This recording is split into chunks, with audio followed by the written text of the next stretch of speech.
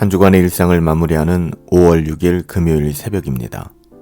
오늘은 잠언 25장 말씀을 가지고 하나님 앞에서 형편없는 내 모습을 바라보며 라는 제목으로 하나님의 말씀을 함께 상고하도록 하겠습니다. 우리가 백성으로서 우리의 왕을 알게 된다면 그 왕 앞에서 어떤 태도를 가지고 살아가야 할지도 자연스럽게 알게 될 거예요. 그럼에도 불구하고 우리는 하나님을 다 알 수는 없죠.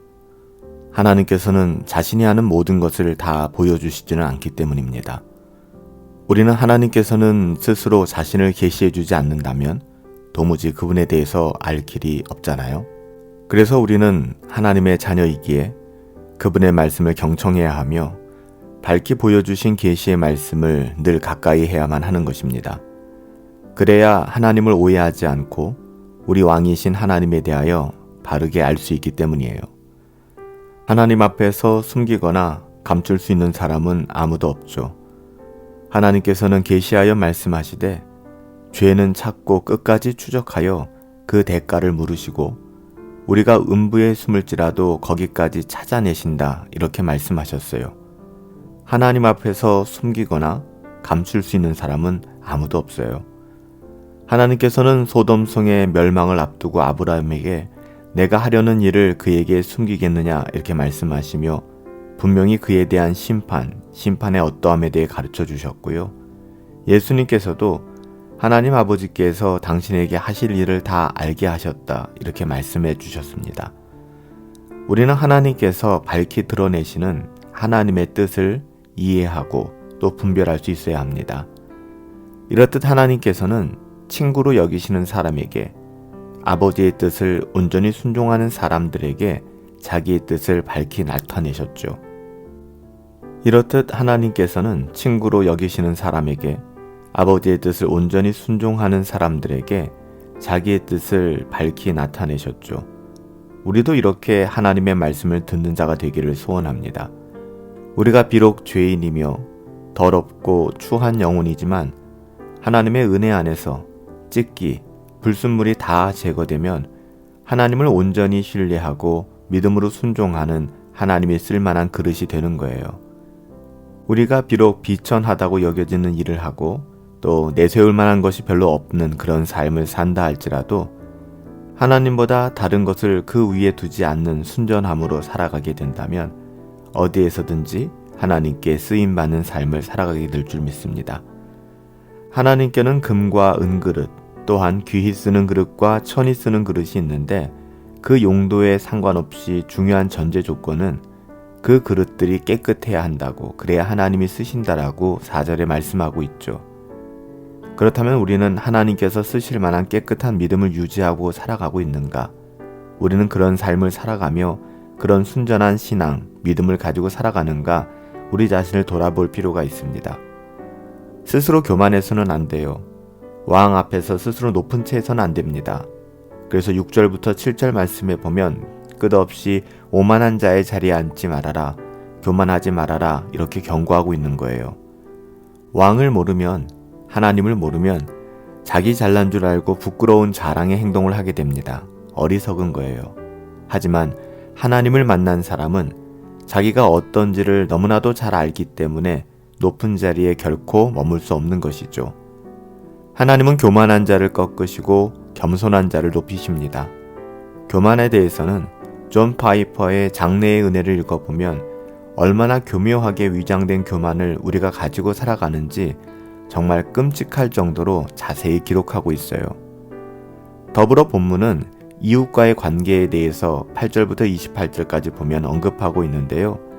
다툼이 생길지라도 자기 변론만 할 것이지 남의 은밀한 것까지는 들춰내거나 이야기하지 말라고 그렇게 교훈합니다. 다 알지도 못하면서 판단하지 말라는 것이죠. 미숙한 싸움은 그 문제와 상관없는 인격을 상하게 하는 말을 하게 마련입니다. 8절부터 10절이죠. 그래서 잠언 기자는 이웃집에 너무 다녀서 오히려 싫어지지 않게 하라 이렇게 경고하고 있어요.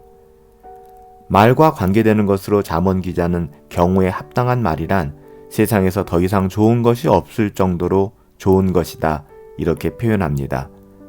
또한 이렇게 지혜롭고 슬기로운 자의 책망은 듣는 사람에게는 보배가 된다라고 11절부터 12절에 말씀하고 있죠.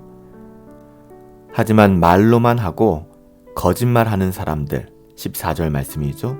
이런 사람들이나 다투는 여인과 그와 함께 더불어 큰 집에 사는 것보다 차라리 움막집에서 혼자 사는 것이 낫다라고 24절에 이런 이들과 함께 사는 것을 경고하고 있죠. 원수가 줄이거든 먹이고 목말라 하면 마시우라. 마태복음 25장에 양과 염소의 비유로 주님이 하신 말씀인데요. 우리가 원수에게 행한 것을 하나님이 갚으시는데 그의 악은 하나님의 심판으로 다스릴 것이며 우리가 믿음으로 원수에게 행한 것은 상으로 갚아주실 것이다 라고 21절부터 22절에 말씀하고 있어요.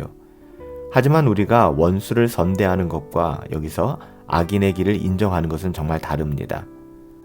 그래서 잠언에서는 의인이 악인 앞에서 굴복하는 것은 우물이 흐려짐과 같다라고 경고하고 있어요. 결코 우물물이 흐려져서는 안 되죠. 어떤 경우에도 하나님의 자녀들이 불의 앞에 굴복해서는 안 되는 것입니다. 우리가 얼마나 불의 앞에 비굴하고 또 비유를 맞추면서 살아가는지 좀 돌아보았으면 좋겠어요. 세상은 온통 악으로 살도록 우리를 압박해오는데 얼마나 용감하게 믿음으로 의의 자리를 지키고 우리는 살아가고 있는가. 우리는 참으로 비굴하여 하나님을 경외하지도 못하고 온전히 예배하지도 못하며 살아가는 그런 우리 자신의 모습을 너무나 잘 알고 있지 않습니까? 솔직히 더 비참한 것은 그러면서도 죽으면 죽으리라는 결단을 가지고 살아가지 못하고 있다는 거예요. 왜 그럴까요? 이건 이 세상의 미련을 끊지 못하기 때문이다라고 26절에 말씀하고 있어요. 하나님 앞에서 충성된 사람은요, 그를 보낸 자에게 가난 자에게 주어진 냉수처럼 능히 주인의 마음을 시원케 한다라고 13절에 기록합니다. 하나님의 보냄을 받은 자, 우리는 내 마음대로 살아도 되는 그런 사람들이 아니에요.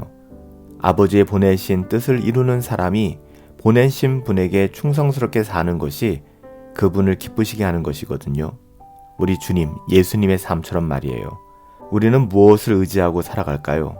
우리는 지금 이 순간에도 무엇을 의지하며 살아가나요?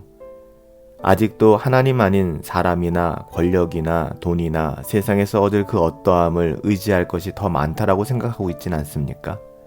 아무 도움이 안 될 것들을 붙들고 그걸 내려놓으려 해도 도무지 놓지 못하는, 말로는 하나님을 믿는다고 하면서 행위로는 믿지 않는 삶을 살아가는 우리들의 연약함, 하나님이 정말 얼마나 오래 참으셔야만 되는 것일까요? 우리는 우리의 어떠함을 바라보며 또 하나님의 어떠함을 바라보며 하나님의 슬픔을 엿보게 됩니다. 자기의 명예를 구하는 것은 헛된 일이에요. 자기의 마음을 제어하지 않는 자는 성읍이 무너진 것과 같다라고 28절에 말씀하고 있습니다. 하나님 마음, 하나님의 뜻이 무엇인가를 헤아려 하나님 앞에서 형편없는 내 모습을 바라보며 오늘도 하나님의 은혜를 의지하고 하나님의 자녀답게 우리의 삶을 새롭게 기경해 나갈 수 있게 되기를 예수님의 이름으로 축복합니다. 살아계신 아버지 하나님, 저희의 믿음 없음을 보고 계십니다. 그러나 실망하지 않고 더욱 형편없는 제 자신을 하나님 꾸밈 없이 있는 그대로 하나님께 올려드리며 들고 나아갑니다. 은혜로 받아주시고 성령의 권고하심으로 아버지, 정말 하나님께서 기뻐하시는 하나님의 자녀다운 삶, 우리 하나님과 깊은 사귐 가운데 나갈 수 있도록 우리의 삶을 인도하여 주시옵소서. 하나님 앞에서 형편없는 내 모습을 바라보며 나의 어떠함을 주장하지 아니하고 오로지 하나님의 은혜만을 기대하오니 하나님 만져주시고 선하게 인도하여 주시옵소서. 존귀하신 예수님의 이름으로 기도하옵나이다. 아멘.